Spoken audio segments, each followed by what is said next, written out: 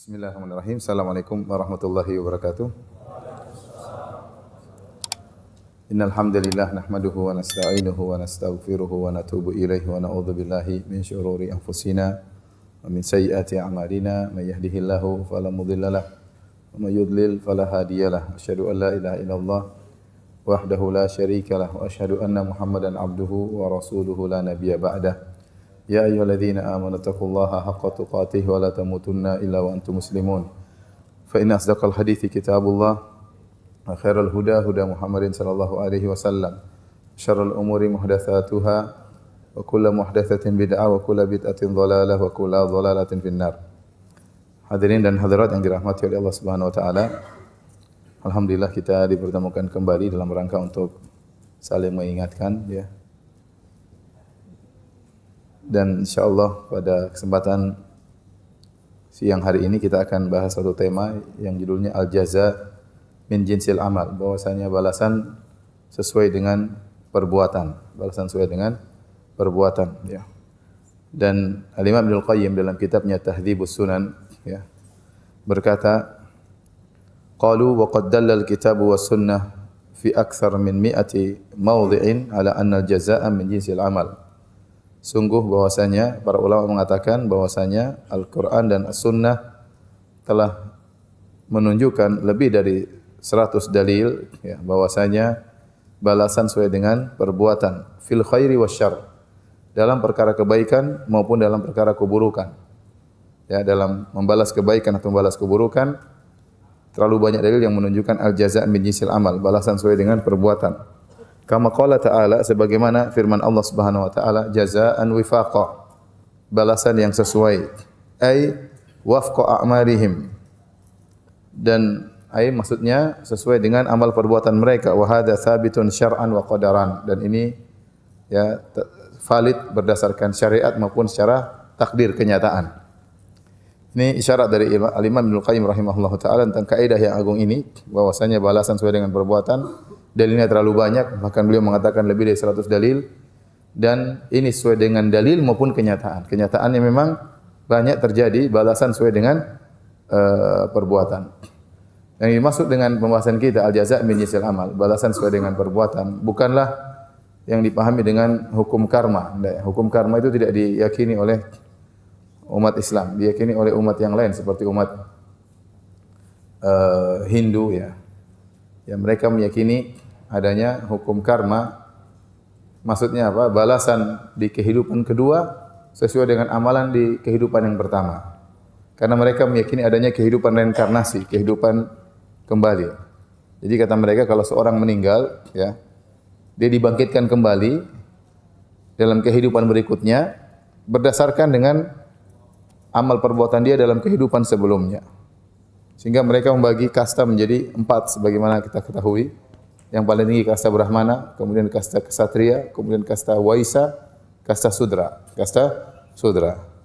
Nah, orang-orang yang ditakdirkan menjadi kasta Sudra sebagai pelayan, karena kastanya paling rendah, maka kalau dia ingin mendapat balasan yang setimpal pada kehidupan berikutnya, maka hendaknya dia di kehidupan yang sekarang dia melayani kasta Brahmana. Dia melayani kasta Brahmana. Sehingga kalau dia melayani kasta Brahmana dengan baik, dia akan dibangkitkan pada kehidupan berikutnya, naik tingkatannya, naik pangkatnya jadi kasta berikutnya. Ini tentunya tidak kita yakini ya. Tentunya tidak kita yakini ya. Sebaliknya kalau mereka ternyata di dunia ini melakukan perbuatan yang buruk, tidak menjalankan tugasnya sebagai kasta Sudra, sebagai pelayan, maka dia akan dibangkitkan lebih parah lagi pada kehidupan berikutnya. Mungkin menjadi hewan, mungkin menjadi kambing, mungkin menjadi monyet, mungkin jadi kecoa, mungkin jadi tikus ya. Sesuai dengan yang mereka yakini. Sebenarnya ini hanyalah metode dalam rangka untuk menundukkan kasta Sudra ya, yang dilakukan oleh orang-orang atasan agar mereka tunduk kepada kasta atasan. Bagaimana caranya? Dibuatlah akidah ini. Akidah bahwasanya kalau kamu tidak menjalankan tugasmu sebagai kasta ksatria atau sudra, kau akan dibangkitkan sama saja seperti kasta sebelumnya atau bahkan lebih rendah. Tapi kalau kau melayani kasta di atas, kau bisa jadi kalau dibangkitkan kehidupan berikutnya naik pangkat. Dan menurut keyakinan mereka, kita ini sebenarnya sudah ada kehidupan sebelumnya. Antum ingat enggak kehidupan sebelumnya? Pernah jadi apa? Mungkin menjadi monyet, babi, anjing, pernah.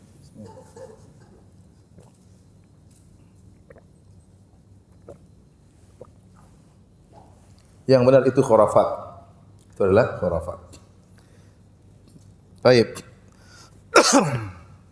Hadirin dan hadirat yang dirahmati oleh Allah Subhanahu wa taala. Jadi kita berbicara tentang balasan sesuai dengan perbuatan. Ya, dan dalil-dalil tentang hal ini sangat banyak dalam Al-Qur'an maupun dalam sunnah-sunnah Nabi sallallahu alaihi wasallam. Adapun dalil dalam Al-Qur'an ada dua model. Model pertama yaitu dalil yang sangat jelas dan tegas, tidak perlu pengamatan lebih dalam.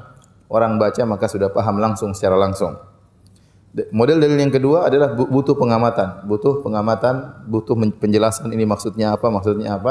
Tetapi semuanya sama-sama menunjukkan al-jaza' min jinsil amal. Balasan sesuai dengan perbuatan. Adapun model yang pertama, bahwasanya dalilnya sangat tegas dan terang benderang, tidak perlu pengamatan lebih dalam. Contoh seperti firman Allah Subhanahu wa taala, "Wa makaru makran wa makarna makran." Mereka membuat makar, kami juga membuat makar. Mereka membuat perbuatan makar, balasannya apa?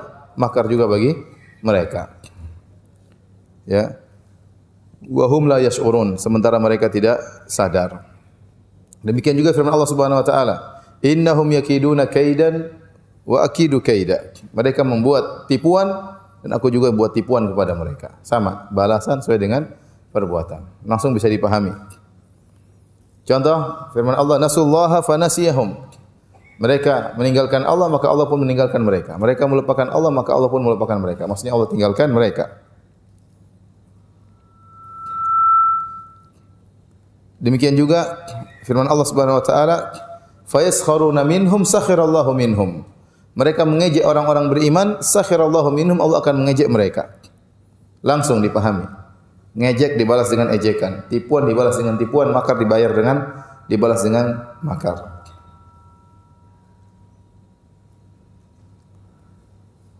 Contoh, wal ya'fu wal yasfahu ala tuhibbuna ayyaghfirallahu lakum. Kata Allah Subhanahu wa taala, berlapanglah dadalah dan maafkanlah. Tidakkah kalian suka kalau Allah memaafkan kalian? Memaafkan orang akan dimaafkan oleh Allah Subhanahu wa taala. Langsung tegak jelas, al-jaza' min jinsil amal. Contoh lagi, in tansurullaha yansurkum. Kalau kalian menolong Allah, maka Allah akan menolong kalian. Jelas, al-jaza' min jinsil amal. Wala yansurannallahu man yansuruh. Sungguh Allah akan menolong orang yang menolong Allah Subhanahu wa taala. Dan ayat-ayat seperti ini banyak sekali. Dan ini tidak perlu pengamatan lebih dalam karena mudah dipahami, ya. Seperti saya katakan tadi, tipuan dibalas dengan tipuan, makar dibalas dengan makar, pertolongan diganti dengan pertolongan, ya. Mudah dipahami oleh orang-orang yang bacanya. Sekarang kita beralih pada model kedua. Itu dalil-dalil yang menunjukkan adanya kaidah al-jaza' min jinsil amal, ya, tetapi perlu pengamatan, Dan ini juga banyak. Contoh seperti firman Allah Subhanahu wa taala tentang orang-orang Yahudi yang dirubah menjadi monyet oleh Allah Subhanahu wa taala. Kata Allah, "Wa laqad alimtumul ladzina i'tadaw minkum fis sabti faqulna lahum kunu qiradatan khasi'in." Sungguh kalian wahai orang Yahudi, kalian telah tahu tentang nenek moyang kalian yang melakukan pelanggaran di hari Sabtu, maka kami katakan kepada mereka, kunu qiradatan khasi'in. Jadilah kalian monyet-monyet yang hina, monyet-monyet yang hina. Kenapa mereka dirubah menjadi monyet-monyet? Ya, bisa dilihat dalam surat Al-A'raf ayat 163. Allah berfirman, "Was'alhum 'anil qaryati allati kanat hadiratal bahri idh ya'duna fis sabti idh ta'tihim hitanuhum yawma sabtihim syurra'a wa yawma la yasbituna la ta'tihim kadzalika nabluhum bima kanu yafsukun." Kata Allah, tanyakanlah kepada mereka orang Yahudi. Jadi ayat ini turun kepada Nabi untuk agar Nabi bertanya kepada orang Yahudi yang mereka membanggakan suku mereka, membanggakan suku Yahudi, ya. Dan mereka mengatakan, wa qalatil yahudu wan nasara nahnu abna'ullah wa ahibba'u, kami adalah kekasih-kekasih Allah. Ya, kami adalah kecintaan-kecintaan Allah. Maka Allah berkata, "Qul falima yu'adzibukum bidzunubikum." Kalau kalian kekasih Allah, kenapa Allah mengadab kalian?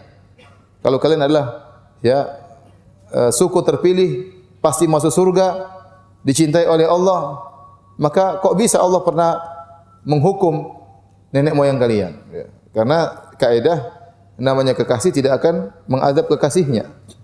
Ya tidak ya. Kekasih tidak akan mengadab kekasihnya. Ya, kalau ada suami suka marah-marah istrinya berarti dia kurang sayang sama istrinya. Kalau istrinya suka marah-marah sama suaminya berarti dia cinta palsu ya. Dia tidak sayang kepada suaminya. Ya. Kalau sayang berusaha tidak menyakiti kekasihnya.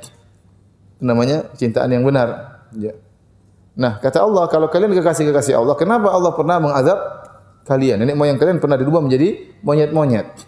Bagaimana kisahnya dalam surat Al-A'raf 163? Kata Allah Subhanahu wa taala, tanyakanlah wahai Muhammad kepada mereka tentang suatu kampung yang berada di pinggiran pantai.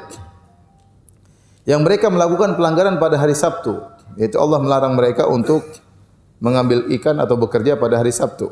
Tapi mereka tidak kuasa, ya, tidak tahan dengan ujian tersebut. Istatihim haitanuhum yauma sabtihim syurra'a. Pada waktu hari Sabtu, ikan datang dengan begitu jumlah yang banyak. Ya. Wa yauma la yasbituna la ta'tihim. Adapun selain hari Sabtu ikannya tidak datang. Jadi mereka menangkap ikan hari Minggu, hari Senin, hari Selasa, hari Rabu, hari Kamis, hari Jumat ikannya enggak muncul-muncul. Adapun sedikit. Tapi pas hari Sabtu ikannya muncul-muncul, bahkan loncat-loncat di atas permukaan. Ujian. Allah yang menggerakkan ikan tersebut muncul hari Sabtu.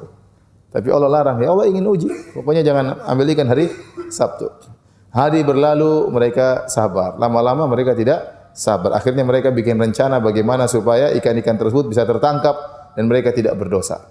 Mereka lupa mereka bermuamalah dengan Tuhan, bukan dengan manusia.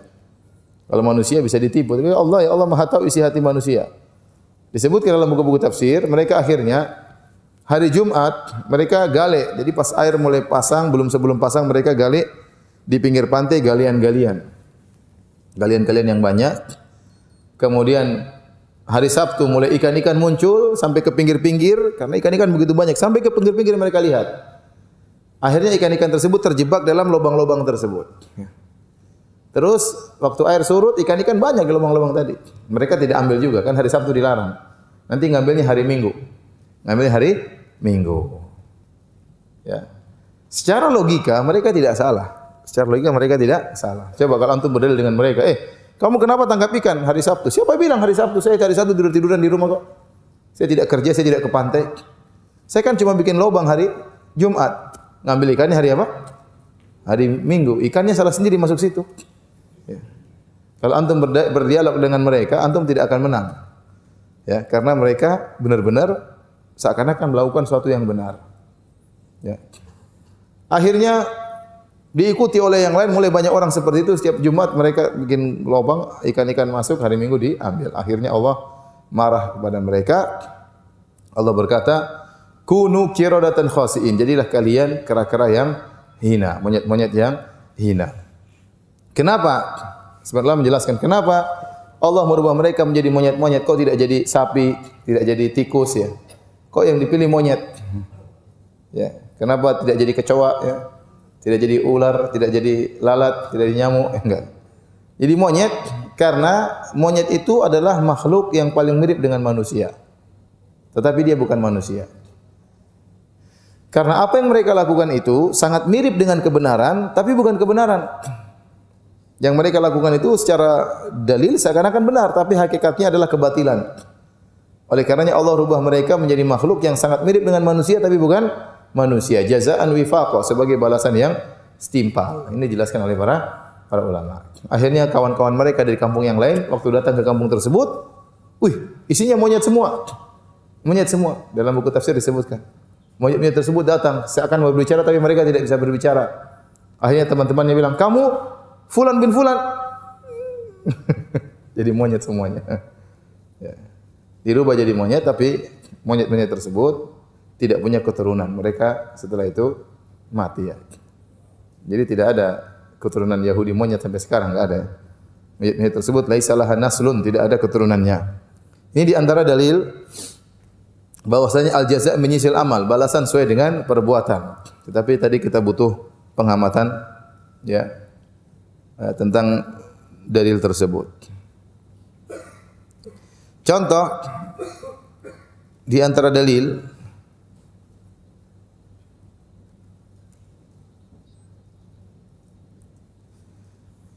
Allah Subhanahu wa taala berfirman dalam surat As-Sajdah ayat 16, Sajdah ayat 16. Allah berfirman, "Tatajafa junubuhum 'anil madaji'i yad'una rabbahum khaufan wa tama'a wa mimma razaqnahum yunfiqun. Fala ta'lamu nafsum ma ukhfiya lahum min qurrati a'yun jazaa'an bima kanu ya'malun." Kata Allah, lambung mereka jauh dari tempat tidur. Allah bercerita tentang orang-orang yang salat malam.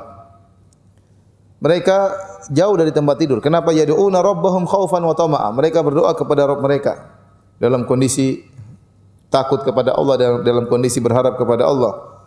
Ya, wa mimma razaqnahum yunfiqun, dan mereka berinfak atas apa yang kami beri kepada mereka. Setelah itu Allah berkata, "Fala ta'lamu nafsun ma ukhfiya lahum." Dan setiap jiwa tidak tahu apa yang disembunyikan dari mereka berupa min qurrati a'yun, berupa kenikmatan di surga yang menyenangkan pandangan mereka, jazaa'an bima kanu ya'malun, sebagai balasan atas apa yang mereka kerjakan. Coba siapa yang bisa jelaskan? Saya bacakan ayatnya. Tatajafa junubuhum 'anil madaji' yad'una rabbahum khaufan wa tama'a mimma razaqnahum yunfiqun fala ta'lamu nafsun ma ukhfiya lahum min qurrati a'yun jazaa'an bima kanu ya'malun. Kata Allah, lambung-lambung mereka jauh dari tempat tidur mereka. Artinya mereka salat malam. Di waktu salat malam mereka berdoa dan berharap, dan juga mereka berinfak. Ya, balasannya maka setiap jiwa dari mereka tidak tahu tentang kenikmatan surga yang Allah sembunyikan bagi mereka. Jazaa'an bima kanu ya'malun, sebagai balasan atas apa yang mereka lakukan. Mana sisi dari al-jaza' menyisil amal? Mana sisi dari balasan sesuai dengan perbuatan? Ada yang tahu? Amalannya salat malam, balasannya pahala yang tidak diketahui. Apa sisi sambungnya al-jaza' menyisil amal? Ada yang tahu? Tahu pertanyaannya, paham tidak? Pertanyaannya paham? Seperti tadi kan masalah kenapa dirubah jadi monyet? Sisi jawabannya karena perbuatan mereka sangat mirip dengan kebaikan tapi bukan apa?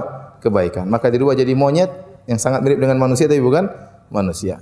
Sekarang mereka salat malam diberi balasan oleh Allah dengan pahala yang Allah sembunyikan berupa kenikmatan surga yang sangat luar biasa. Mana sisi al-jaza' min jinsil amal? Balasan dengan perbuatan? Ada yang tahu? Masya Allah. Karena tidak seorang pun yang tahu kalau dia salat apa? Salat malam. Dia sembunyikan salat malamnya, maka Allah juga sembunyikan amalannya, tapi amalannya pahalanya dari pahalanya sangat luar biasa. Jadi ada pahala-pahala yang Allah sembunyikan. Seperti pahala puasa. Dalam hadis qudsi Allah mengatakan, yadha'u kullu amal ibni adam lahu illa siyam fa innahu li wa ana ajzi bihi. Kata Allah dalam hadis qudsi, seluruh amalan anak Adam adalah untuk dia kecuali puasa. Puasa adalah untukku dan aku akan balas langsung. Allah tidak sebutkan balasannya apa. Ini biasanya metode Allah kalau menyatakan demikian ada balasan yang disiapkan, itu berarti besar. Itu pahalanya besar sekali. Karena orang tatkala dia berpuasa, kalau dia mau berbuka enggak ada yang tahu. Kalau dia berbuka tidak ada yang tahu. Kalau dia bersendirian tidak ada yang tahu. Maka dia benar-benar di situ dia benar-benar ikhlas. Ya, seorang berpuasa itu adalah amalan yang sangat mudah ikhlas kecuali dia kabarkan sama orang kalau saya puasa. Ya, kalau orang lihat, orang tidak tahu dia puasa atau tidak. Makanya ada sisi yang dia sembunyikan. Maka Allah juga mengatakan ana ajzi bihi, saya akan balas dia dengan pahala yang saya siapkan. Ini metode Allah untuk menunjukkan pahala tersebut sangat besar. Demikian pula tatkala seorang salat malam di malam hari, lambungnya jauh dari tempat tidur, dia bangun malam, dia melawan rasa ngantuknya, dia salat. Maka Allah akan siapkan pahala yang luar biasa. Tapi jangan besok dia cerita, tadi malam alhamdulillah dengan kekuatan Allah saya pun bangun meskipun saya habis main bulu tangkis. Enggak usah bilang-bilang sama orang. Cukup Allah yang Maha tahu. Karena kalau kau ketiduran juga dari salat subuh, kau tidak cerita sama orang ya. Jangan pas salat malam saja cerita ya. Baik. Kita lanjutkan. Ayat berikutnya dalam surat At-Taubah ayat 35. Yauma yuhma 'alaiha fi nari jahannam fatukwa biha jibahuhum wa junubuhum wa dhuhuruhum. Hadza ma kanaztum li anfusikum fadzuqu ma kuntum taknizun. Kata Allah, hari di mana Allah berbicara tentang orang-orang yang tidak bayar zakat. Yang mereka kumpulkan dinar, dirham tapi tidak bayar zakat.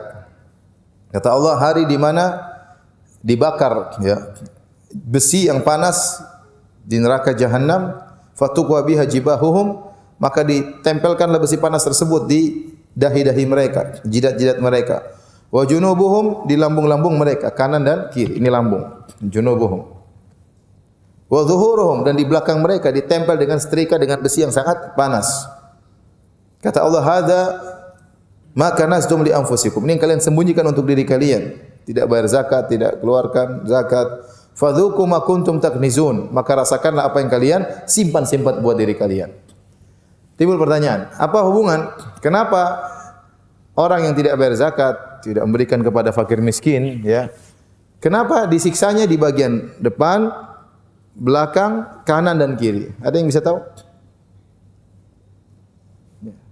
Ada yang bisa tahu? Kenapa Allah tidak mengatakan disiksa kakinya, disetrika kakinya, disetrika dadanya, ya, disetrika apa namanya tangannya, ya? Ada yang tahu? Menyerah aja ya, tidak tahu ya. Dijelaskan oleh sebagian ulama seperti Syekh Sa'di rahimahullahu taala, beliau mengatakan karena 4 posisi ini adalah sisi mewakili arah depan jidat, ya, arah kanan lambung kanan, arah kiri lambung kiri, arah belakang zuhur, yaitu pundak. Karena seorang kalau dia berinfak harusnya dia melihat kanan kirinya, depan belakangnya, ada orang miskin, maka dia kasih harusnya. Harusnya uang tersebut dia berikan. Dia punya harta banyak, dia kasih. Depan ketemu orang, kanan dia kasih, kiri ada orang di belakang, perlu dia kasih. Tatkala dia menghalangi sisi dia untuk berinfak, dari sisi depan, sisi kanan, sisi kiri, sisi belakang, maka dia pun disiksa dari 4 sisi tersebut. Wallahu a'lam bishawab. Ini pendapat sebagian ulama.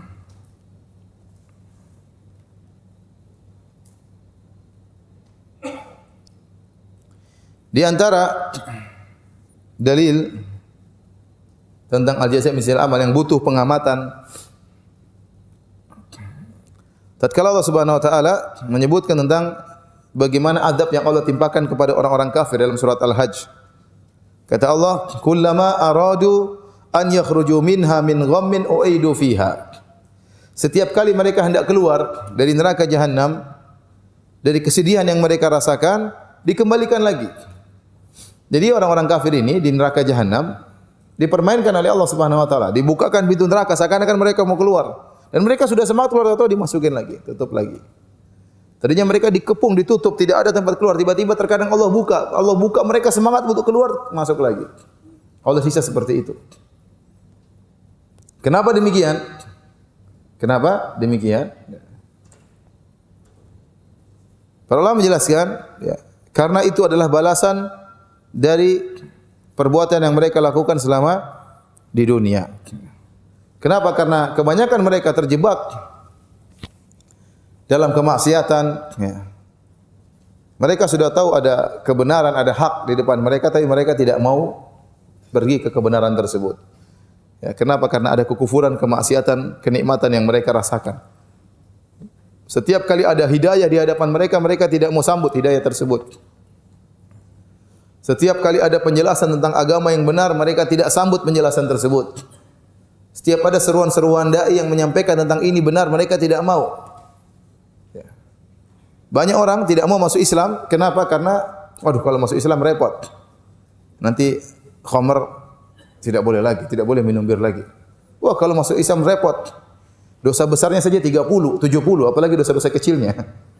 Susah masuk Islam. Kalau masuk Islam repot, tidak bisa lagi pacaran-pacaran. Masuk Islam repot, nanti harus pakai jilbab. Akhirnya mereka tidak jadi masuk Islam, padahal mereka tahu itu kebenaran. Ada hawa nafsu dalam diri mereka yang menawan jiwa mereka. Mereka tahu kebenaran, mereka tinggalkan. Setiap Allah buka kebenaran, mereka tinggalkan. Allah tidak menampakkan kebenaran kepada mereka cuma sekali, bahkan sering berulang-ulang. Orang kafir itu sering dibukakan oleh Allah kebenaran, mereka sudah lihat. Ini benar, ajaran ini benar. Tapi ada hawa nafsu dalam diri mereka yang buat mereka terhalangi untuk melakukan hal-hal yang baik tersebut. Maka balasannya di akhirat, kullama aradu an yakhruju minha min ghammin u'idu fiha. Kata Allah, setiap kali mereka hendak keluar, Allah bukakan pintu, ada jalan menuju surga, mereka mau keluar, sudah sampai depan pintu Allah tutup lagi, dikembalikan lagi. Allah permainkan mereka. Nanti mereka di sisa lama dibuka lagi oleh Allah Subhanahu wa taala. Mereka hendak keluar, dikembalikan lagi. Karena mereka di dunia dulu seperti itu. Sudah masuk kepada kebenaran, mereka mundur. Takut. Sudah masuk pada kebenaran, mereka mundur. Dan banyak orang seperti itu. Inilah jazaan wifaqa. Balasan sesuai dengan perbuatan. Di antaranya tentang ayat yang berkaitan dengan jazaan wifaqan, balasan sesuai dengan perbuatan, yaitu firman Allah, ya, wa minal laili fasjud lahu wasabbihu lailan tawila. Ini dalam surat Al-Insan, ya. Inna haula yuhibbunal ajilah wa yadharuna wara'ahum yawman thaqila. Kata Allah Subhanahu wa taala, dan sebagian malam, dan dari sebagian malam maka sujudlah dan bertasbihlah dengan, ya, atau salatlah dengan salat yang panjang. Jadi Allah suruh sujud yang panjang, Allah suruh juga bertasbih, yaitu dalam salat yang panjang di malam hari. Kenapa? Kata Allah, inna haula yuhibbunal ajilah. Adapun mereka yang tidak salat malam, atau mereka orang-orang kafir, ya, mereka menyukai yang disegerakan. Yang disegerakan, kenikmatan yang disegerakan itu di dunia. Wa yadharuna wara'ahum yauman tsaqila, dan mereka lupa dengan hari di belakang mereka yang sangat berat, yaitu hari kiamat. Ya. Maka kata para ulama, ya, seperti Ibnu Al-Qayyim rahimahullahu taala, "Faman sabbahallaha lailan tawilan lam yakun dzalikal yaum tsaqilan alaihi." Barang siapa yang di malam hari dia banyak tasbih, dia banyak salat, maka hari kiamat nanti harinya ringan di sisi dia nanti. Ya. Barang siapa yang lama berdiri di malam hari untuk sujud kepada Allah, merasakan beratnya salat malam, maka hari kiamat kelak ringan bagi dia. Ya, ringan bagi dia. Barang siapa yang kurang salat malamnya, kurang sabar berdiri di hadapan Allah Subhanahu wa taala dalam salat, maka di akhirat dia akan merasa berat. Maka balasan sesuai dengan perbuatan. Oleh karenanya ikhwan, kalau kita ingin kita dimudahkan pada hari kiamat kelak, dan hari kiamat yauman tsaqila, kata Allah, hari yang sangat berat, hari yang sangat mengerikan. Ya, kita akan dituntut oleh Allah, dituntut oleh manusia sekitar kita.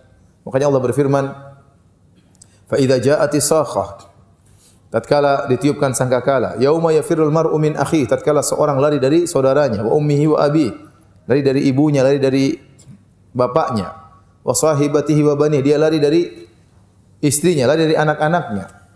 Kenapa? Sebagian ahli tafsir mengatakan pada hari tersebut dia tidak ingin bertemu dengan istrinya, tidak ingin bertemu dengan ayah dan ibunya, tidak ingin bertemu dengan anak-anaknya. Kenapa? Dia takut dituntut oleh mereka. Karena kita ini di sekeliling kita ada kewajiban yang harus kita tunaikan. Ada hak-hak orang yang harus kita tunaikan. Di antaranya hak istri, di antaranya hak anak, di antaranya hak ibu, hak bapak, hak kakak, hak adik.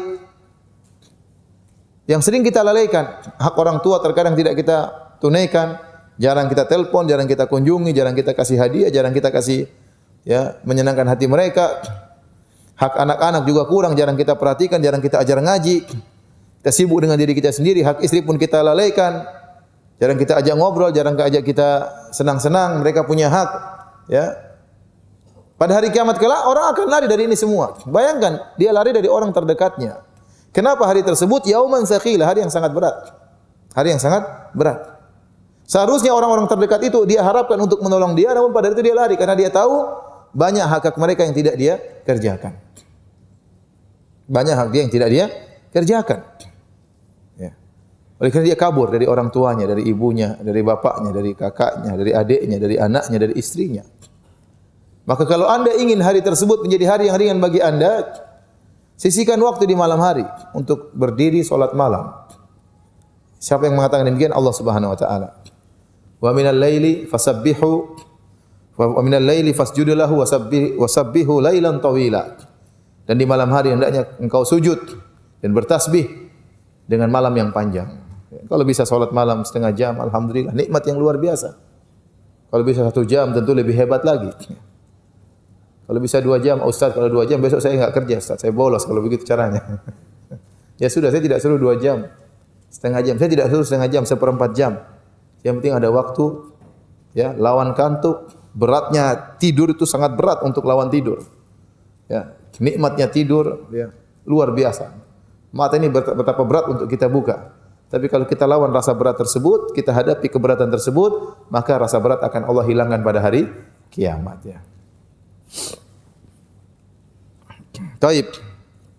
Di antara ayat-ayat yang juga menunjukkan al-jaza' min jinsil amal tapi butuh pengamatan seperti dalam surat Al-Baqarah. Ya, ayat berapa sebentar tak carikan.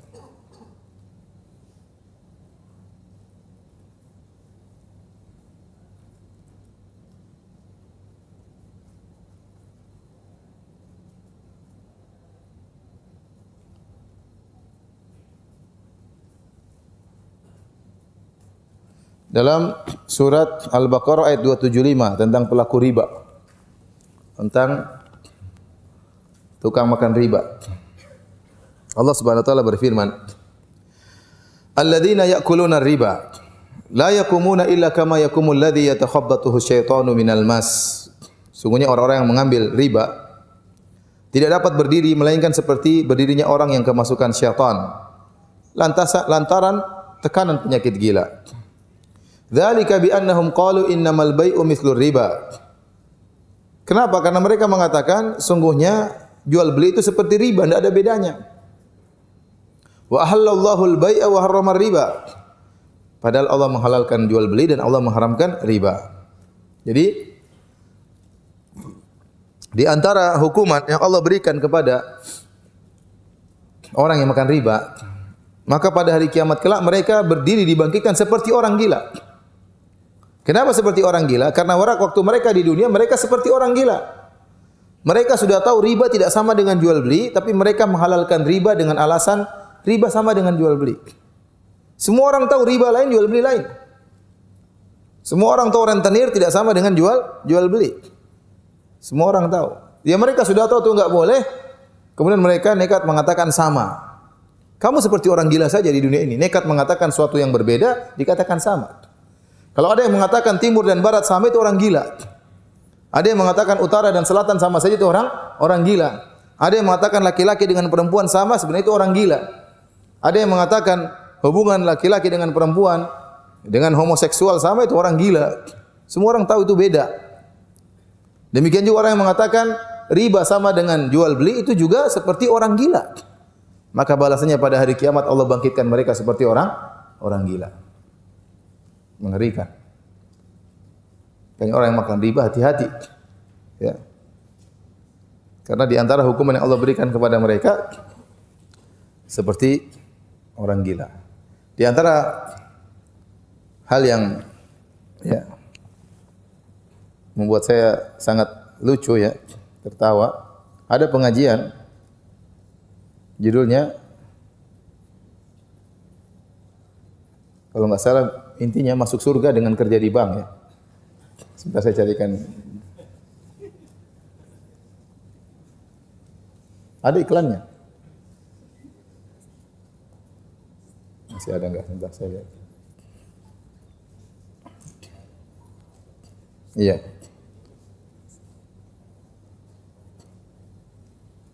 Undangan pengajian. Kepada yang terhormat seluruh pekerja Kanca bank titik-titik-titik di kota titik-titik-titik. Acara pengajian rutin, tempat lantai 2, jam 4 sore. Tema kerja di bank insya Allah masuk surga. Ini di antara judul pengajian yang paling aneh yang pernah lewat dalam hidup saya. Subhanallah. Orang semua bilang riba haram, dia bilang kerja di bank masuk surga. Ini bukan bank syariah, bank konvensional. Jadi orang makan riba di dunia, di akhirat nanti dibangkitkan seperti orang gila. Waliyadzubillah.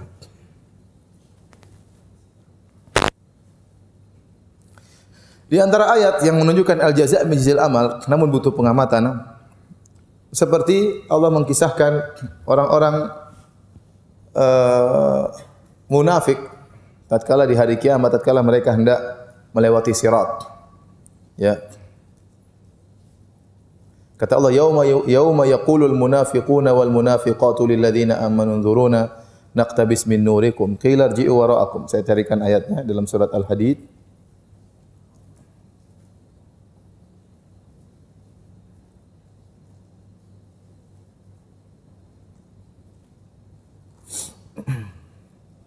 Dalam surat Al-Hadid ayat 13.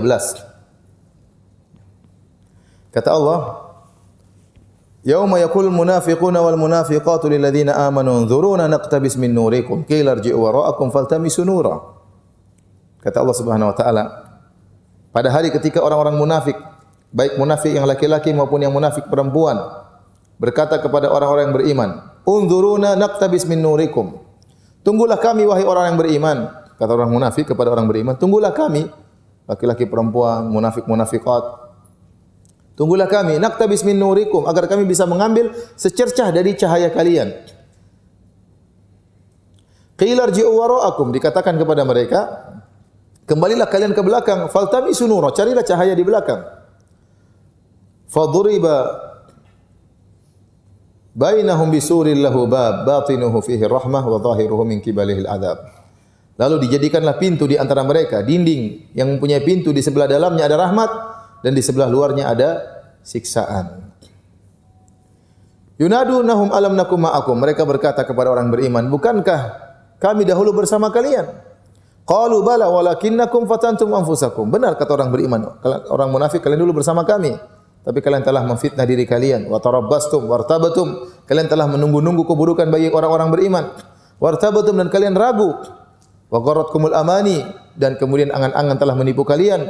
Hatta jaa amrullah, sampai datang perkara Allah. Wa gharrakum billahil gharur, kalian telah terpedaya. Ayat ini bercerita tentang orang munafik. Jadi tatkala di hari kiamat kala Allah bentangkan sirat di atas neraka jahanam. Orang-orang kafir, orang-orang musyrikin, penyembah berhala, tidak ada yang lewat sirat. Semuanya sudah lemparkan dalam neraka jahanam sebelumnya. Jadi orang-orang penyembah berhala, orang-orang kafir yang KTP-nya kafir-kafir semua, ateis-ateis, semuanya masuk neraka sebelumnya. Yang disuruh lewat sirat di antaranya orang beriman dengan orang munafik, karena KTP mereka Islam. KTP mereka Islam, ngakunya mereka Islam. Maka di awalnya hum fi dzulmah, mereka dalam kegelapan. Kemudian disuruh lewat sirat. Kalau lewat sirat gelap, bahaya, langsung jatuh. Ahaddu minas saif wa adakum minas sya'r, lebih tajam daripada pedang dan lebih tipis daripada rambut. Di sampingnya ada kalalib, besi-besi akan mencabik-cabik manusia. Siap dikait dan dimasukkan dalam neraka. Di bawahnya neraka jahanam. Maka semuanya dikasih cahaya. Orang munafik dikasih cahaya, orang mukmin dikasih cahaya. Mereka sudah senang dapat cahaya. Tiba-tiba orang-orang beriman berjalan, cahaya mereka diredupkan. Cahaya orang-orang munafik diredupkan. Allah menipu mereka. Yukhadi'una Allah wa huwa khadi'um. Innal munafiqina yukhadi'una Allah. Kata Allah, sungguh orang munafik menipu Allah. Seakan-akan KTP-nya Islam, dalam hatinya benci sama Islam. Dan ini banyak orang seperti ini. Tidak suka dengan syariat Islam dikerjakan. Tidak suka kalau ada wanita berjilbab. Ya. Tidak suka kalau Islam jaya. Tidak suka kalau Islam yang memimpin. Tidak suka, benci dengan syariat Islam. Apa itu sedikit-sedikit dalil, sedikit-sedikit dalil, benci. Sedikit-sedikit sunnah, sedikit-sedikit hadis. Dia benci dengan Islam sebenarnya. Dia mau ikut Islam dengan hawa nafsunya. Mau saya Islam modelnya begini. Jangan terlalu berlebihan. Terus bagaimana? Ya, jangan terlalu fanatik. Maksudnya bagaimana? Ya udah, enggak usah ke masjid, enggak usah ke sini, enggak usah anu. Dia bikin aturan Islam semaunya dia. Dia benci dengan syariat Islam. Ini orang munafik. Tapi KTP-nya apa? Islam. Ya, KTP-nya Islam. Maka mereka menipu Allah, kata Allah, wa huwa khadi'um, Allah tipu mereka. Di hari kiamat kala Allah berikan cahaya kepada mereka, tiba-tiba Allah hilangkan cahaya tersebut. Waktu orang-orang beriman melihat cahaya orang munafik dihilangkan, maka mereka berdoa, Rabbana atmim lana nurana wa ghfir lana. Ya Rabb kami, sempurnakanlah cahaya kami dan ampuni dosa-dosa kami. Setelah itu terpisahlah orang beriman dengan orang munafik. Waktu terpisah orang-orang munafik teriak, Yunadunahum alam nakum ma'akum, wahai orang beriman, bukankah kami dahulu sama kalian? Qalu bala, benar. Mereka orang munafik zaman dulu masih mending daripada sekarang. Orang munafik zaman Nabi sallallahu alaihi wasallam, mereka salat berjamaah atau tidak? Mereka salat berjamaah. Duhur berjamaah mereka datang, asar berjamaah mereka datang, maghrib berjamaah mereka datang. Yang mereka tidak datang biasanya isya sama subuh. Kenapa? Karena gelap, tidak kelihatan, tidak datang, tidak ketahuan. Tapi kalau duhur, asar, mereka datang biar kelihatan. Mereka terkadang bayar zakat, ya. Mereka terkadang bayar zakat sama orang. Terkadang mereka ikut jihad, terkadang. Jadi kata mereka, bukankah kami dahulu sama mereka, sama kalian? Orang beriman mengatakan, qalu bala, benar, kalian dulu bersama kami. Akan tetapi kalian dahulu, ya, menipu diri kalian, kalian dahulu menunggu keburukan bagi kaum muslimin, kalian dulu ragu dan seterusnya. Jadi Allah balas, ya, al-jaza' min jinsil amal. Selama ini mereka menampakkan kebenaran dalam hati mereka, ternyata ada keburukan, maka pada hari tersebut Allah cabut cahaya tersebut. Fadriba bainahum bisurin lahu babun batinuhu fihi rahmah wa dhahiruhu min qablihi al-'adzab. Maka Allah bikin pintu yang memisahkan mereka dengan orang-orang beriman. Dalamnya penuh rahmat untuk orang beriman, luarnya penuh dengan azab untuk mereka. Selama ini mereka menampakkan iman, dalamnya kufur. Sekarang Allah perlihatkan. Diperlihatkan kekufuran, dalamnya apa? Rahmat. Luarnya azab, dalamnya apa? Rahmat. Karena selama ini mereka sebaliknya, dalamnya kufur, luarnya rahmat, maka pada hari tersebut juga dibalas oleh Allah Subhanahu wa taala. Baik, kita lanjutkan. Di antara ayat-ayat yang menunjukkan al-jaza' min jinsil amal, ya. Allah mengatakan, tatkala Allah menceritakan bagaimana orang-orang diazab, kata Allah, fakullan akhadna bi dzambih. Masing-masing kaum kami azab mereka sesuai dengan dosa mereka. Kemudian Allah Subhanahu wa taala sebutkan tentang kaum Nabi Lut alaihissalam, ya. Ya Allah siksa mereka dengan apa? Ya. Faja'alna 'aliha safilaha wa amtarna 'alaihim hijaratan min sijilin mandud musawwamatan 'inda rabbik. Kata Allah Subhanahu wa taala, bagaimana Allah mengadab kaum Nabi Lut. Jadi kaum Nabi Lut itu diadab, diangkat dengan kampung-kampungnya, diangkat ke atas. Setelah itu dibalik oleh Allah Subhanahu wa taala. Waktu dibalik, mereka jatuh dari langit dalam kondisi terbalik, ditimpakan dengan besi kerikil-kerikil panas. Kata Allah, musawwamatan 'inda rabbik, yang kerikil-kerikil tersebut sudah seakan-akan sudah diberi tanda, tidak ada seorang pun mereka yang lolos. Ini kerikil buat si fulan yang homo, kerikil ini buat si fulan yang homo, kerikil ini buat si fulan yang homo. Tidak ada yang bisa selamat. Kata Allah, musawwamatan 'inda rabbik, tidak ada yang luput. Semua orang yang pelaku di situ, praktisi homoseksual di zaman tersebut terkena batu-batu yang Allah sudah tandai. Tidak ada yang luput. Ya.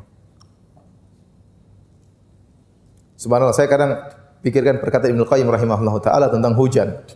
Hujan itu turun dari langit, tapi satu titik sudah ditandai oleh Allah kena satu daerah. Tidak akan berselisih begini, paham? Jadi kalau tas kena masing-masing ada daerahnya yang sudah dia terkena tetesan hujan tersebut. Seandainya tetesan hujan tersebut ngumpul dulu di atas, jadi kayak danau terus jatuh, hancur kita, rumah hancur semuanya. Tapi tidak, jatuhnya setes-setes, tas, dan tetes tersebut tidak gabung, tidak salah, enggak, masing-masing kena pada tempatnya. Sama Allah mudah, Allah turunkan hujan batu sebagaimana hujan air tersebut. Dan hujan batu tersebut masing-masing batu tadi sudah ditandai oleh Allah. Ini untuk si fulan, si fulan, si fulan, si fulan. Baik. Siapa yang bisa sebutkan? Ya, apa hubungannya kaum Nabi Lut dengan cara siksaan yang Allah berikan kepada mereka? Ada yang bisa jawab? Al-jaza' min jinsil amal, balasan sesuai dengan perbuatan. Terbalik fitrahnya, benar. Saya enggak ada hadiah ya. Dapat pahala insyaallah ya. Kenapa? Karena orang-orang praktisi homoseksual dari kaum Nabi Lut, mereka sudah terbalik fitrahnya, ya. Wa Lutan idh qala liqaumihi atatuna al-fahishata ma sabaqakum biha min ahadin minal alamin innakum latatuna ar-rijala syahwatan min dunin nisa. Tatkala Nabi Lut berkata kepada kaumnya, ya, apa kalian mendatangi para lelaki, tidak mendatangi para wanita? Kalian melakukan perbuatan keji yang tidak pernah dilakukan oleh orang-orang sebelumnya. Ya. Kata Nabi Lut, kalian aneh kalian ini. Ya. Harusnya laki-laki mendatangi apa? Perempuan. Ini laki-laki mendatangi laki-laki.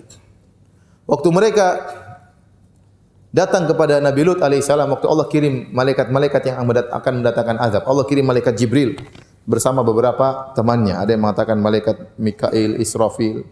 Datang bersama malaikat Jibril menjelma menjadi laki-laki yang sangat tampan. Kemudian bertamu ke rumahnya Nabi Lut alaihissalam. Istrinya Nabi Lut berkhianat. Dia lapor sama orang kampung, praktisi homoseksual semuanya. Ada laki-laki tampan di rumah suamiku. Ya. Maka mereka pun semangat untuk datang kepada Nabi Lut. Yuhra'una ilaihi. Seperti syahwat sudah menggebu-gebu, mereka tergesa-gesa pergi ke rumahnya Nabi Lut. Minta agar Nabi Lut menyerahkan tamu-tamu tersebut. Kenapa? Ada santapan lezat di hadapan mereka. Apa kata Nabi Lut? Ya. Jangan kalian bikin malu saya. Haula'i dhaifi fala tafdhahun. Ini tamu-tamuku. Nabi Lut belum tahu kalau itu penjelmaan malaikat. Nabi Lut tidak tahu. Bagaimana kalian mau mengambil tamu-tamuku untuk kalian kerjain, untuk kalian sodomi? Haula'i dhaifi fala tafdhahun. Ini tamu-tamuku, jangan kalian permalukan aku. Bahkan Nabi Lut berkata, haula'i banati in kuntum fa'ilin. Kalau kalian ingin menikah, nikahlah dengan putri-putriku, silakan. Kalau kalian benar-benar ingin menikah. Apa kata mereka? Innahum unasun yatatahharun. Kata mereka, ini Lut ini dan anak-anaknya ini sok suci. Sok suci. Padahal mereka yang otaknya enggak beres ya. Tapi mereka mengatakan Nabi Lut dan anak perempuannya sok suci. Dan ini sering terungkapkan. Ada orang pergi ke masjid terus sok alim. Dikasih minum bir dia tidak mau minum, sok suci. Kasih tawar rokok enggak mau ngerokok, sok anak soleh. Ya, seperti itu. Jawabannya gimana? Ente sok setan ya. Sok penghuni neraka jahanam gitu. Jangan begitu ya. Ini sekedar contoh saja. Jadi mereka berkata kepada Nabi Lut dan keluarganya, innahum unasun yatatahharun. Mereka itu orang-orang sok suci. Ya, akhirnya baru malaikat kasih tahu, kami rusulu rabbika lan yasilu ilaik. Ya Lutun, sungguhnya wahai Lut, kami ini adalah utusan Allah. Kami ini jelmaan dari malaikat. Mereka tidak akan bisa menyentuh. Pergilah engkau. Akhirnya Nabi Lut pergi, baru mereka masuk dalam rumah tersebut, disangka akan menyantap hidangan yang lezat, ternyata itu malaikat azab. Allah turunkan azab melalui apa? Mereka. Subhanallah, mereka diadab di puncak-puncak syahwat mereka. Syahwat mereka. Diadab caranya tadi gimana? Diangkat di atas langit, kemudian dibalik. Kenapa? Karena fitrah mereka terbalik. Fitrah mereka terbalik. Kemudian kenapa diberi dengan hujan batu? Karena waktu mereka melakukan sodomi, kenikmatan sekujur tubuh mereka rasakan. Sehingga mereka harus dirajam dari atas. Dibalik dirajam, kena seluruh tubuh mereka. Ya. Hancurlah mereka dan binasalah mereka. Ya, ini perlu menjelaskan, inilah al-jaza min jinsil amal. Balasan sesuai dengan perbuatan. Baik.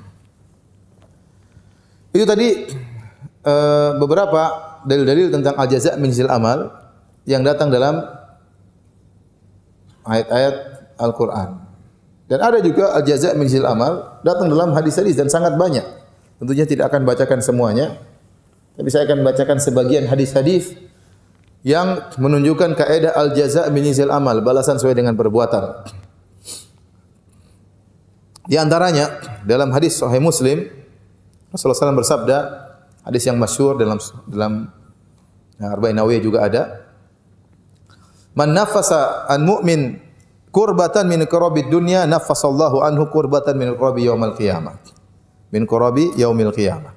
Barang siapa yang melegakan penderitaan seorang mukmin dari penderitaan di dunia, Allah akan melegakan dia dari penderitaan pada hari kiamat. Al-jaza' min jinsil amal. Kalau Anda menghilangkan, jadi kata Nabi, man nafasa, nafas itu tanfis, itu tidak mesti harus hilang penderitaan tersebut. Tapi melegakan saja sudah ada nilai pahala di sisi Allah Subhanahu wa taala. Contoh seorang, antum tidak bisa menghilangkan penderitaannya, mungkin hutangnya banyak, tapi antum kurangi hutangnya. Atau antum dia sakit parah, dia tidak bisa antum hilangkan sakit, tapi antum meringankan sedikit sakit yang dia rasakan. Selama kita mengurangi penderitaan seorang muslim, tidak mesti hilang penderitaannya di dunia, maka Allah akan melegakan kita, menghilangkan penderitaan kita pada hari kiamat. Al jaza' min jinsil amal, balasan sesuai dengan perbuatan. Bahkan sebagian ulama mengatakan, Nabi tidak mengatakan barang siapa yang menghilangkan penderitaan seorang mukmin di dunia, Allah hilangkan penderitaannya di dunia dan di akhirat. Allah tidak sebutkan penderitaan dunia. Tapi Nabi mengatakan Allah akan menghilangkan penderitaannya langsung penderitaan di akhirat. Penderitaan dunia tidak disebutkan oleh Nabi SAW. Kenapa? Karena para ulama mengatakan penderitaan dunia tidak ada bandingannya dengan penderitaan apa? Akhirat. Dunia apa? Penderitaan tidak. Akhirat mengerikan. Mengerikan ya. Sakaratul maut mengerikan. Dalam alam barzah ditanya malaikat munkar dan nakir juga mengerikan. Dibangkitkan dalam kondisi telanjang di bawah terik matahari jarak 1 mil mengerikan. Dihisab oleh Allah Subhanahu wa taala mengerikan, dimizan oleh Allah Subhanahu wa taala, melewati sirat mengerikan ya. Ya disidang pada hari kiamat mengerikan. Oleh karenanya ya penderitaan dunia tidak sebanding, maka Allah balas penderitaan kalau kita menghilangkan penderitaan seorang di dunia, Allah akan hilangkan penderitaan kita di akhirat. Ini al-jaza' min jinsil amal. Kemudian kata Nabi sallallahu alaihi wasallam, man yassara ala mu'sirin yassarallahu alaihi fid dunya wal akhirah. Barang siapa yang memudahkan orang yang bayar utang, tidak bisa bayar, maka Allah akan mudahkan dia di dunia dan di akhirat. Jadi, kalau ada orang punya utang sama kita, maksudnya kita bukan kita antum ya. Ya, orang punya utang sama kita, ya. Maka ada 3 hal yang mungkin kita lakukan. Kalau kita tahu orang ini baik, dia berusaha bayar utang tapi dia tidak mampu. Ada 3 hal yang mungkin kita lakukan. Yang pertama, kita tunda. Kita bilang nanti aja kamu bayar, enggak perlu sekarang, kau belum punya uang. Ya. Wa in kana dzu usratin fanadhiratun ila maisarah. Kalau dia ternyata susah untuk bayar, kita bilang sudah bulan depan enggak apa, 2 bulan lagi enggak apa. Boleh kita tahu dia orang yang serius, orang yang kerja dengan baik, cuma dia tidak mampu. Yang kedua, yang lebih baik wa anta saddaqu khairul lakum. Kalau kau ikhlaskan lebih baik kata Allah Subhanahu wa taala. Mengikhlaskan dengan 2 model. Pertama, kita ikhlaskan sebagian. Utang dia 100 juta, kita bilang udah kamu bayar 70 juta aja, 30 juta bonus, enggak usah bayar. Atau kita katakan sudah sekalian apa? 100 juta kita ikhlaskan. Banyaknya ya. 100 ribu mungkin 100 juta.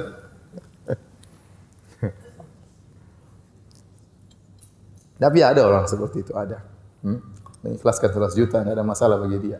Tidak usah bayar. Ya.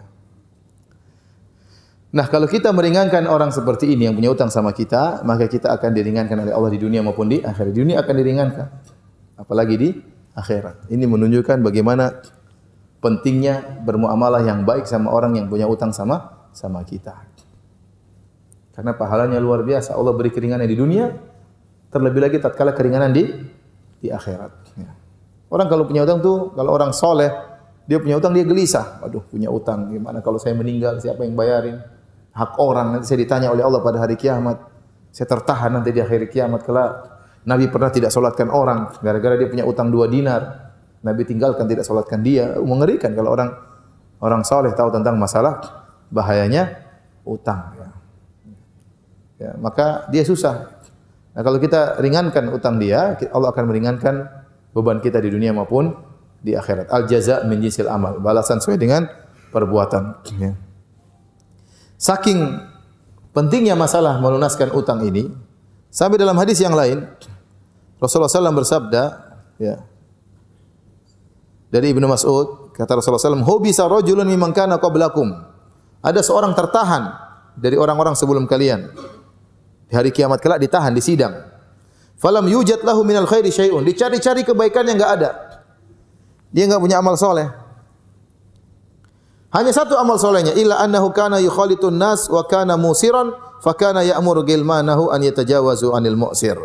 Hanya saja dia sering bergaul dengan orang-orang dan orang-orang sering pinjam uang sama dia, ya, dan dia orang yang kaya raya. Kalau ada orang susah bayar utang, kata dia, ampuni, maafkan, sudah, ikhlaskan. Ada orang bisa bayar, dia tagih, kalau enggak bisa dia katakan apa? Saya ikhlaskan. Ya, maka Allah berfirman kepadanya, nahnu ahaqqu bidzalika minhu tajawazu anhu. Kata Allah kepada para malaikat, kami lebih berhak untuk meringankan daripada dia. Maka maafkanlah dia. Subhanallah, maafkanlah dia. Kenapa? Dia pernah maafkan orang lain waktu di dunia. Orang punya utang sama dia, dia maafkan, tidak dia tagih. Ya. Memang berat, apalagi zaman sekarang. Ya. Kalau kita punya uang di orang, kita tagih sebisa-bisanya.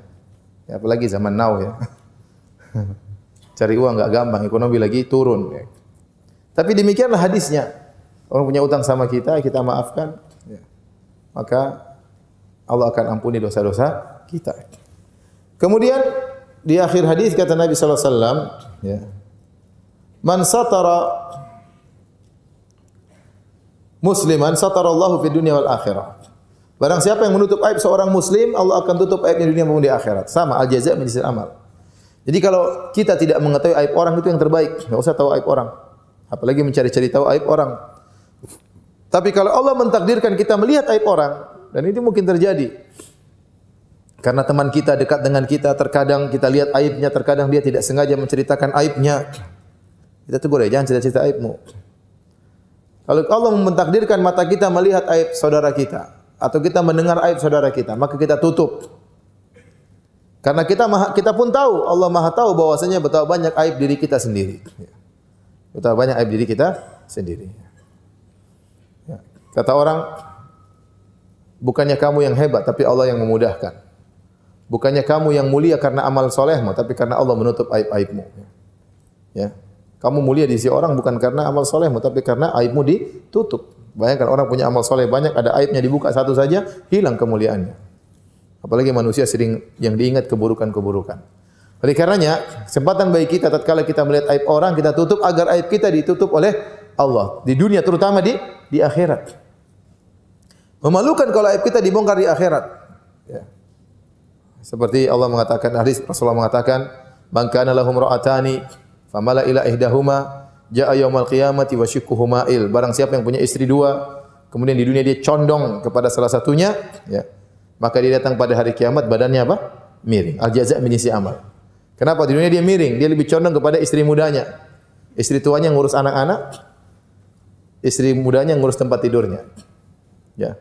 Kalau masuk angin, gara-gara istri kedua berhubungan terus, yang pijit istri pertama, yang kerok istri pertama. Masuk anginnya di istri kedua. Jadi dia condong kepada istri keduanya. Hari kiamat badannya apa? Miring.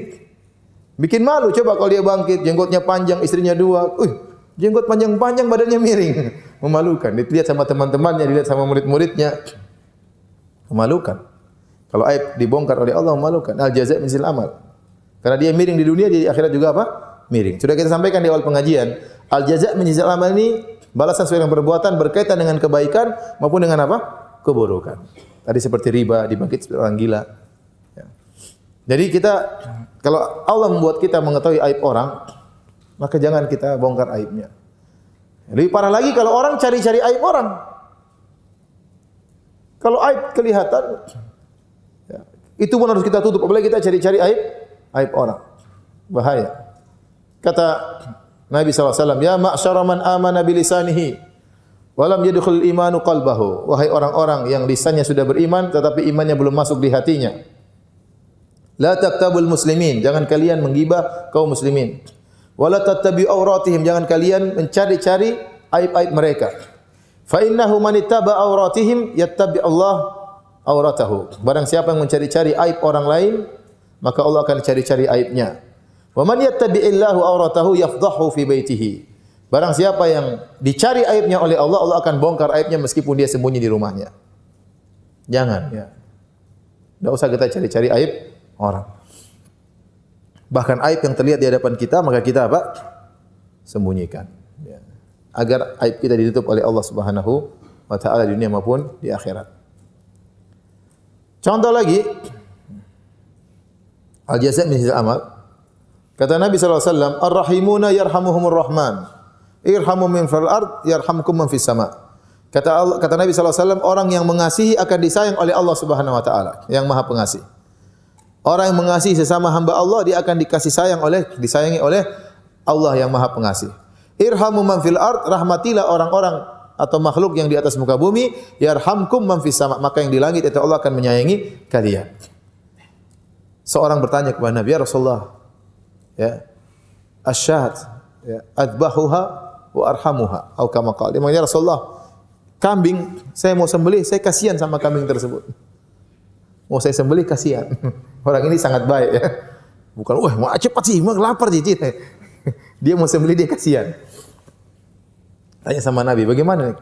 Kata Nabi SAW, wasyah in rahimtaha yarhamukallah. Kata Nabi SAW, kambing kalau kau potong ada rasa kasih sayang, Allah akan sayang kepadamu. Ya, kau harus potong karena harus makan. Kau potong dengan penuh kasih sayang, kasihan. Tetapi kamu harus makan apa? Kambing tersebut. Maka potonglah dan Allah akan menyayangimu. Kenapa? Karena kau sayang kepada kambing, Allah sayang kepadamu. Beda dengan orang mau potong kambing, dia asah parang di depan kambing tersebut. Kambingnya mati sebelum disembelih. Kambing lihat sudah, ketakutan. Dia panggil kambing satunya, sembelih kambing temannya di depan kambing tersebut. Aku kasihan. Kambingnya sudah mau tutup mata tapi tidak bisa. Ini namanya menyiksa. Ini tidak sayang kepada kambing. Orang seperti ini tidak disayang oleh Allah Subhanahu wa taala. Al jaza' min jinsil amal. Balasan sesuai dengan perbuatan. Demikian juga contoh keburukan kata Nabi sallallahu alaihi wasallam, Allahumma man waliya min amri ummati syai'an fashaqqa alaihim fasyuq alaihi. Wa man waliya min amri ummati syai'an farafaqa bihim farfuq bihi. Hadis riwayat Muslim. Kata Nabi sallallahu alaihi wasallam, ya Allah, barang siapa diberi kekuasaan untuk mengurusi urusan umatku, yaitu pejabat, pemerintah, kemudian dia bikin sulit bagi mereka, ya Allah, susahkanlah mereka. Dan barang siapa yang jadi pemimpin atau pejabat, kemudian dia mudahkan urusan mereka, ya Allah, lembutlah kepadanya. Ya. Jadi ini juga sama, al jazaa min jinsil amal. Orang tatkala jadi pemimpin, jadi pejabat, merepotkan masyarakat, memberatkan masyarakat. Tadinya mereka mudah jadi susah, jadi menderita. Ini dia akan mengalami penderitaan pada hari kiamat dengan luar biasa. Jadi kalau seorang jadi pemimpin memberi kemudahan, beri kelapangan bagi rakyatnya, bagi masyarakatnya, maka dia akan diberi kemudahan oleh Allah Subhanahu wa taala.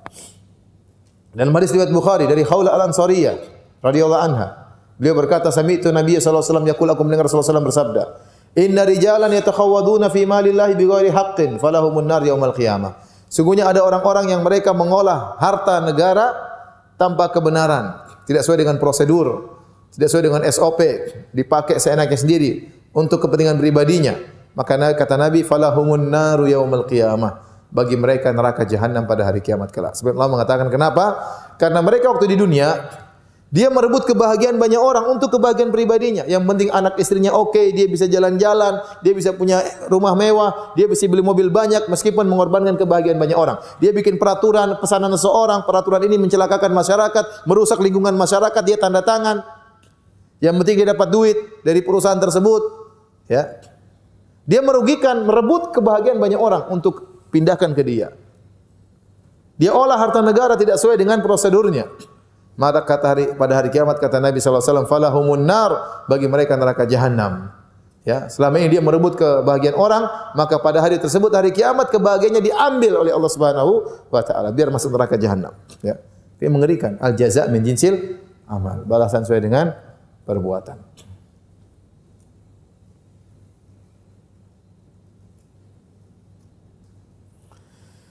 Demikian juga contoh orang yang bunuh diri dengan cara-cara yang salah, maka Allah akan balas mereka pada hari kiamat.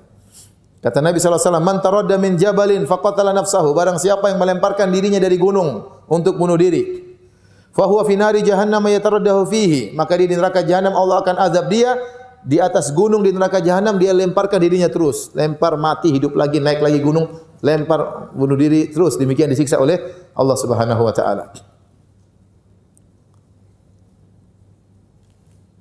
Wa man tahassa summan faqatala nafsahu fasumuhu fi yadihi yatahassahu fi nari jahannam. Barang siapa yang bunuh dirinya dengan mengkonsumsi racun, maka pada hari kiamat Allah kasih racun di tangannya, dia makan terus racun tersebut.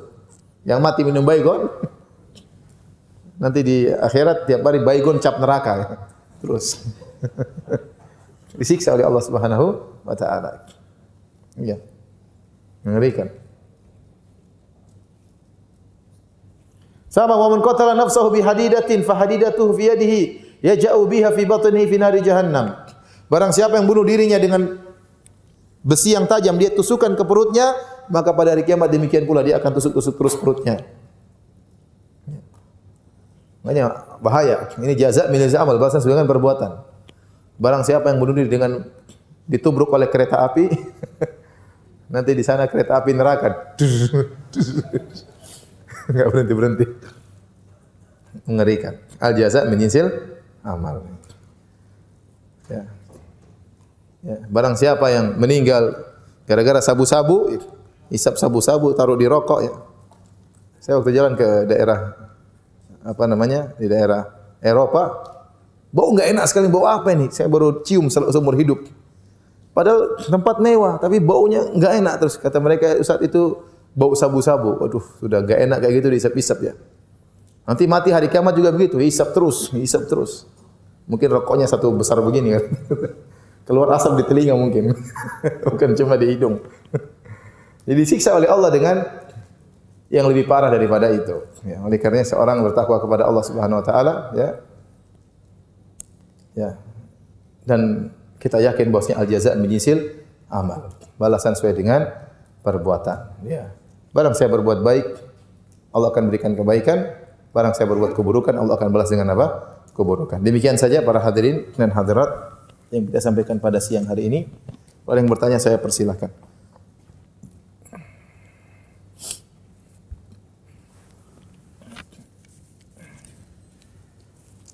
Bagaimana hukumnya sholat sambil jalan karena orang yang dijadikan sutra pergi? Siapa suruh jadikan dia sutra? Kalau memang kebetulan ada di depan kita, dia pergi, ya sudah kita situ saja. Apalagi kalau harus berjalan sampai 2 langkah, 3 langkah, tidak usah. Ya. Kalau ternyata dekat sekali, ya cuma 1 langkah, tidak apa-apa kita maju satu langkah. Tapi kalau harus 2 langkah, tidak usah kita tetap saja di situ. Ya. Kalau ada orang lewat, maka kita apa? Tahan. Kalau orang lewat, kebetulan sutranya sudah pergi.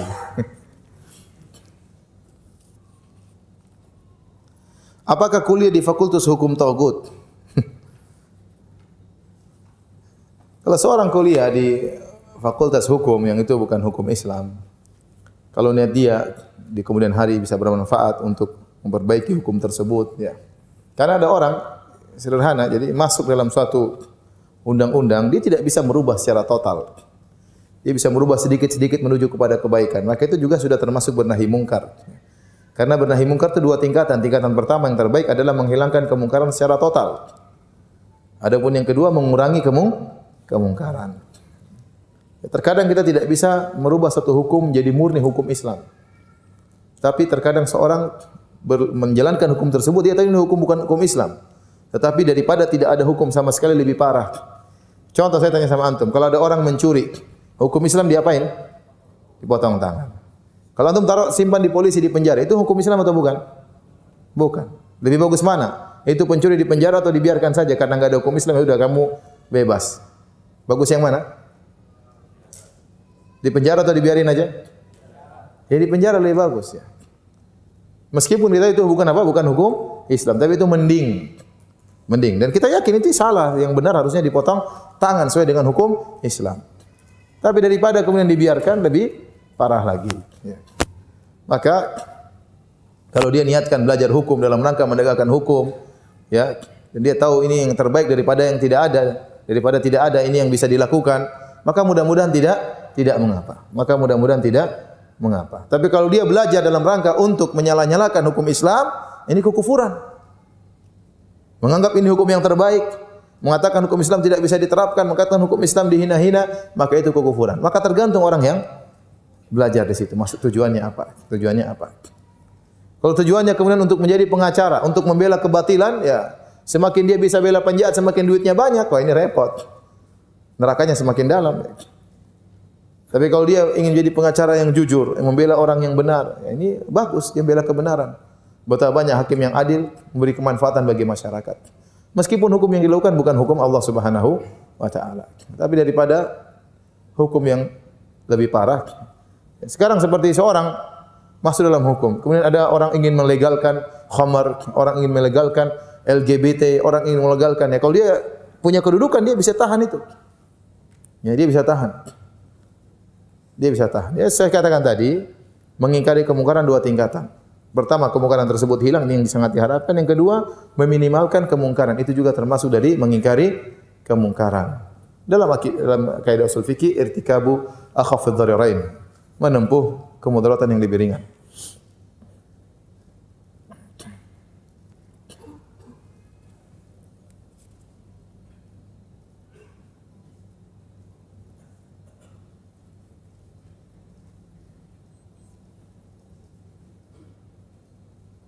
Ustaz, teman saya punya utang, tapi sudah terbayarkan. Uang yang saya pinjamkan waktu itu adalah gaji saya tatkala masih kerja di bank. Dan kini saya telah resign. Pertanyaannya, halalkah uang yang telah kembali tersebut? Ya halal, tidak ada masalah. Kata Allah setelah ayat tadi, ya, kata Allah dalam surat tadi Al-Baqarah ayat berapa? Alladzina ya'kuluna riba la yaqumuna illa kama yaqumul ladzi yatakhabbathu syaitanu minal mas, dzalika bi annahum qalu innamal bai'u mithlul riba wa ahallallahu al-bai'a wa harrama riba faman ja'ahu mau'izatun min rabbih fantaha falahu ma salafa wa amru ila Allah. Barang siapa yang telah datang peringatan kepadanya tentang bahaya riba, kemudian dia berhenti, falahu ma salaf, bagi dia apa yang telah lalu. Gaji-gajinya semua halal, enggak ada masalah. Wa man ada, tapi barang siapa yang kembali lagi, itu yang terancam. Ya, faulaika ashabun nar. Ya. Maka itu yang berbahaya kalau kemudian dia ya kembali lagi kepada riba tersebut. Tadi surat Al-Baqarah ayat berapa? 275.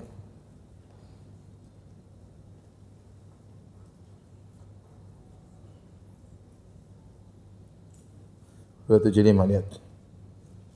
Perhatikan ayat terakhir kata Allah di situ, ya. Faman ja'ahu mau'izatun min rabbih, barang siapa yang telah datang nasihat dari Rabbnya, fantaha, kemudian dia berhenti, falahu masalah, bagi dia yang telah lalu yang dia kerjakan. Tidak ada masalah.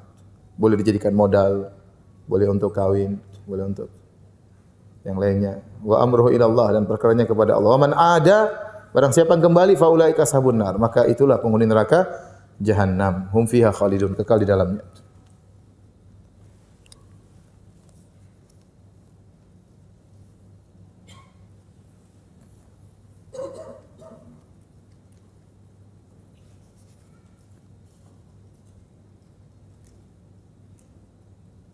Apakah pekerjaan seorang wartawan bisa dikatakan kurang bagus karena membuka aib seorang?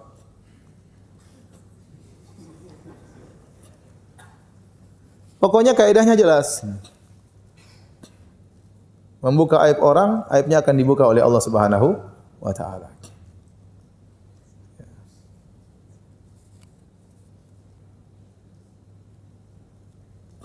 Apakah Ustaz puasa Daud sehingga tidak puasa hari ini? Enggak, saya tidak puasa hari Senin. Saya lagi safar, ya. Saya lagi safar.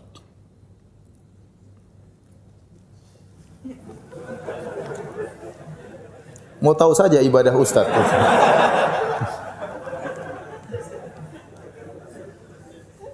Kalau saya pun puasa, saya tahu puasa qadha, antum enggak tahu.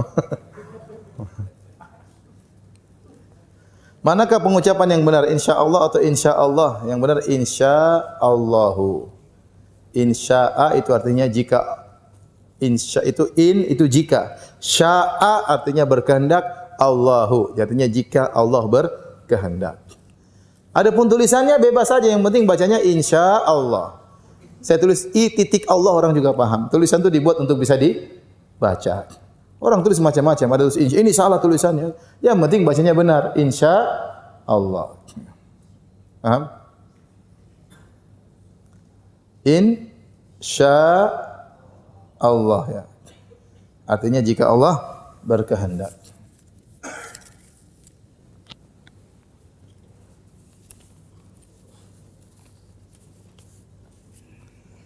Bagaimana jika kita memajukan surat resign dari bank dan belum keluar putusan dari atasan, lalu kita meninggal? Apakah termasuk karyawan bank? Iya, masih termasuk karyawan bank. Iya. Tapi masalah benar, ini kan belum dipecat, ya. Tetapi urusan dosa ya, endaklah antum sudah berusaha kan? Sudah berusaha, sudah maju, belum dipecat.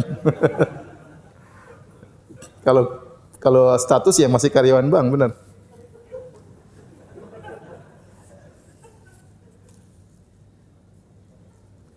Ustaz, jika kaum Nabi Lut telah diazab, kenapa sekarang masih ada yang melakukan? Ya karena sekarang ya, azabnya nanti belakangan. Kalau setiap maksiat harus diazab, tidak ada yang berani maksiat. Ya. Paham enggak? Kalau setiap ada orang baru kena sodomi, langsung terbakar. Enggak ada yang berani sodomi. Sekarang itu dulu. Allah yang penting Allah sudah pernah kasih tahu, pernah ada yang diazab. Ya sudah, selanjutnya terserah antum, terserah kalian, ya. Hukumannya hari akhirat, ya. Dulu ada kaum-kaum diadab karena dosa ini, karena dosa ini. Allah wa fakullan akhadna bi dzambi. Setiap masing-masing kami adab dengan dosa mereka, ya. Karena ada yang mengatakan demikian orang liberal. Kalau memang LGBT haram, harusnya Allah turunkan adab. Siapa bilang begitu? Sekarang coba kamu ke sini, saya penggal kepalamu. Kalau tidak turun adab berarti apa yang saya lakukan benar dong. Apakah setiap pelaku maksiat kemudian harus turun adab? Jawabannya sekarang tidak. Paham tidak maksud saya? Dia menyangka seharusnya kalau ada maksiat harus ada turun adab. Ya kita bilang nanti ke sini saya panggil ambil palu, saya palu kepalamu. Kalau tidak ada adab turun sama saya berarti benar dong. Mau dicoba. Jadi ngawur. Orang banyak zina, banyak koruptor enggak ada azab-azab yang turun. Ya enggak? Korupsi yang membasmi orang-orang di Suriah, Bashar Assad enggak ada adab yang turun. Adab Allah berikan dunia atau di akhirat terserah Allah, tapi itu cerita dulu Allah pernah kasih kisah seperti itu agar memberi pelajaran bagi kita. Jika ada orang kafir yang berbuat baik, maka bagaimana balasannya? Jika orang kafir tersebut akhirnya masuk Islam, maka seluruh kebaikannya akan dicatat sebagai pahala.